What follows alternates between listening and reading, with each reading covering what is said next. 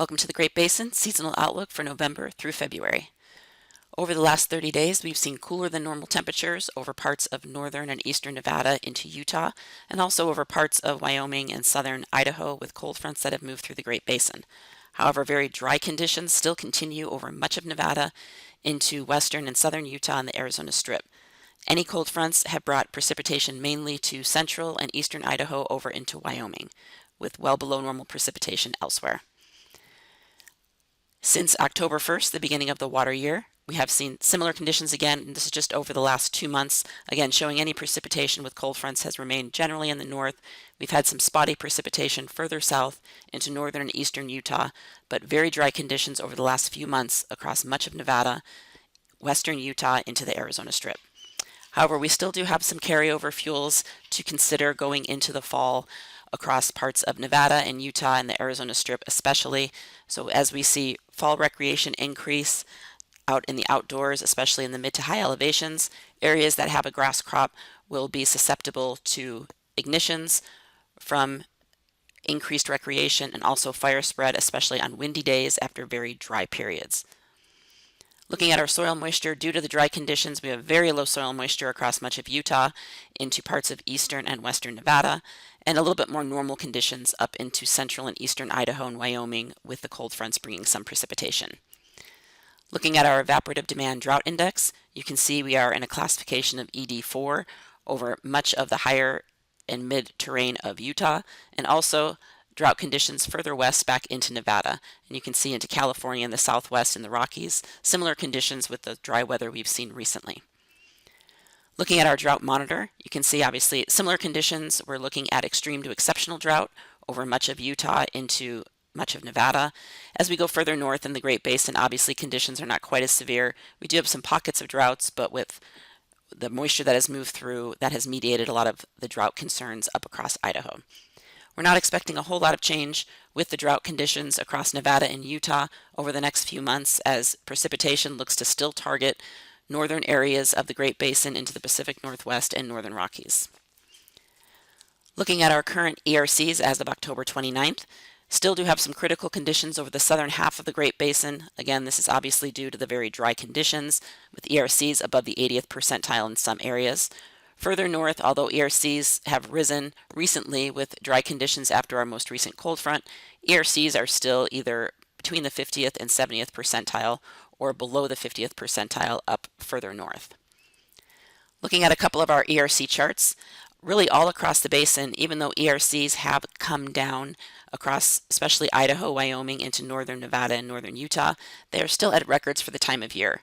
Certainly quite a bit lower than what we would see during the fire season, but records for the time of year just indicate the dryness for this time of year, so it is something to be aware of going through the next couple of months in areas that don't receive much precipitation. We certainly could see that increased risk of ignitions from non-natural starts, and also the spread would be a concern, especially on windy days after the continued dry conditions. Over southern areas of the Great Basin, we are also at record highs for the time of year.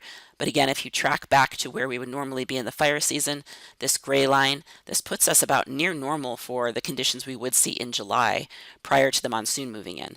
So again, very dry in southern areas of the Great Basin and a little bit more indicative of what we would see during the fire season prior to any moisture.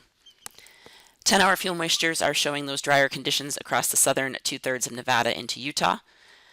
And similar to 100-hour fuel moisture as well, we're seeing those driest conditions obviously in areas that have not received any precip in the recent months.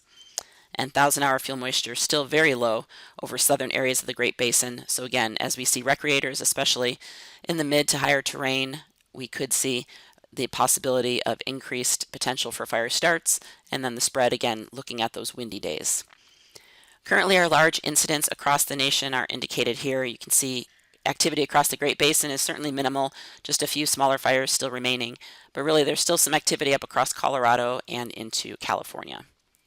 So now that we've looked at what has been going on here the last couple of months, we'll go into the future and what we are expected to see here going into the end of the year and into early 2021.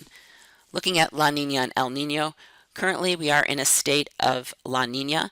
That's where these dots are here on the far left portion of the graph.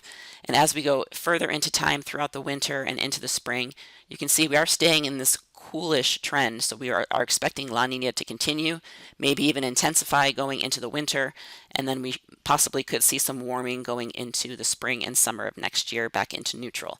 So what this typically means for us is La Nina typically means drier over the southern half of the Great Basin, and the wetter conditions confined to northern areas of the country across the Pacific Northwest, Idaho, and into the northern Rockies.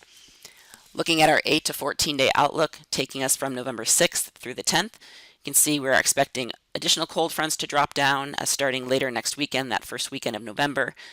And we will see cooler conditions along with wetter conditions, again, mainly focused across the northern tier of the country, but that moisture at times will dip into northern Nevada and northern Utah.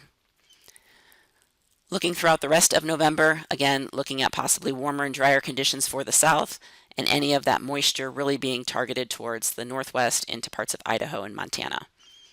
And similar conditions going throughout the winter, again with La Nina in place and potentially strengthening. This would be a more classic signature for La Nina, showing the drier and warmer conditions over the southern tier of the country and wetter and cooler conditions across the northern tier. Typically that puts a lot of the Great Basin sort of in the middle, so we'll likely see periods of cold fronts that bring cooler temperatures and moisture to parts of Nevada and Utah, but for the most part we are expecting more of that above normal precipitation to remain into the north. So putting everything together, basically we're looking at normal conditions from November through February, which would generally be low fire activity going through the rest of the fall and the winter.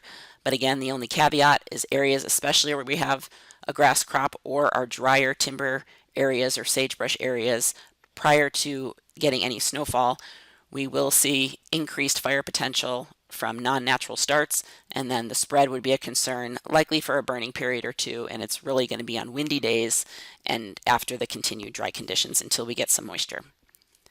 That concludes our seasonal webcast for this month. Check back in December for our latest update.